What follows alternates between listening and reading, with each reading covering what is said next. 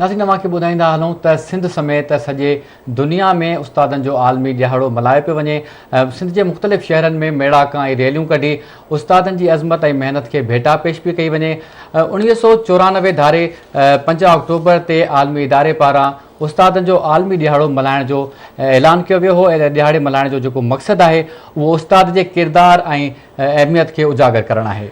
जी बिल्कुल सनावला, उस्ताद एक अनमोल शइ आहे। असांजी ज़िंदगी गुज़री वञे पर उस्ताद जो असां हिकु बि थोरो नथा लाहे सघूं।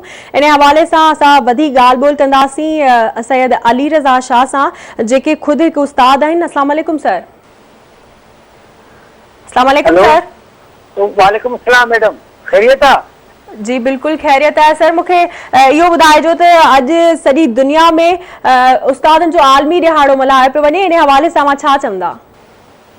बाबा मुझे चवण इहो आहे त अल्लाह ताला आदम अलैहिस्सलाम खां वठी हुज़ूर सल्लल्लाहु अलैहि वसल्लम ताईं सभिनी जे नबी त हुया, उन्हनि जे सीने में इल्म जो नूर ओतियो ऐं उन्हनि हर दौर जे नबी जेके आहे पंहिंजे उम्मत खे इहो पैगाम ॾिनो त इल्मु हासिल कयो पींगे खां क़बर ताईं। असांजे नबी साईं बि ईअं चयो, उतलुबुल इल्म अल लहद वल महद।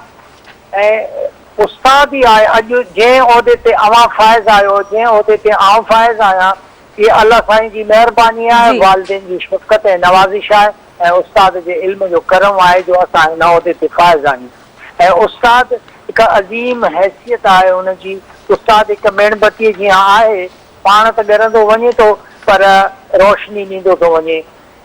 ऐं उस्ताद उहा हस्ती आहे जेको कॾहिं बि ईअं न चाहींदो त मुंहिंजो शागिर्द पोइते हुजे, बल्कि मूंखां अॻिते ई अॻिते हुजे, हुनजे लाइ हमेशह दुआगो रहंदो आहे। ऐं सही उस्ताद उहो ई आहे जेको पंहिंजे फ़र्ज़ जी अदायगी करे थो ऐं सचाई ऐं ईमानदारीअ सां पढ़ाए थो, उहो ई बहितरीन उस्ताद आहे। असां जंहिं बि अॼु मंज़िल ते आहियूं, असांजे बहितरीन उस्तादनि ऐं अज़ीम उस्तादनि जी काविशुनि जो नतीजो आहियूं, जो अॼु मां तव्हां सां ॻाल्हाए रहियो आहियां। ऐं अल्लाह ताला सां दुआ आहे त सिंध जे असातिज़ा खे ऐं तलबा खे ॿिन्ही खे इल्मु ॾियण ऐं इल्मु हासिल करण जी तौफ़ीक़ अता करे। अच्छा साईं अली रज़ा शाह, इहो बि ॿुधाइजो त अॼु जे दौर में हिकु उस्ताद ऐं जेको शागिर्द जो रिश्तो आहे उहो थोरो कमज़ोर थी वियो आहे, इन जा कहिड़ा सबब आहिनि? हेलो जी साईं, मूं पुछो पिए त अॼु जे दौर में उस्ताद ऐं जेको शागिर्द जो रिश्तो आहे उहो थोरो कमज़ोर थी वियो आहे, इन जे पुठियां कहिड़ा सबब आहिनि? हेलो ग़ालिबन असांजो राब्तो सैयद अली रज़ा शाह साहब सां कटिजी वियो आहे। इन हवाले सां अव्हांखे आगाह पिया कयूं सॼी दुनिया में जेको उस्तादनि जो आलमी ॾियारो मल्हायो पियो वञे। इन आलमी ॾियारे मल्हाइण जो मक़सदु उस्ताद जी अहमियत ऐं किरदार खे उजागर करणु आहे। 1994 धारे 5 अक्टूबर ते आलमी इदारे पारां ॾियारे मल्हाइण जो ऐलान कयो वियो हो।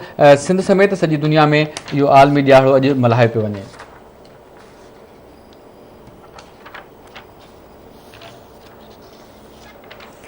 जी नाज़रीन, बिल्कुल अव्हांखे ॿुधाईंदा हलूं त अॼु सॼी दुनिया में उस्तादनि जो आलमी ॾिहाड़ो मल्हायो पियो वञे। कंहिं बि मुआशरे जी तामीर ऐं तरक़ी में उस्ताद जो किरदार हर दौर में अहम रहियो आहे। बदकिस्मती सां सिंध समेत मुल्क में उस्ताद खे जाइज़ मक़ाम नाहे मिली सघियो।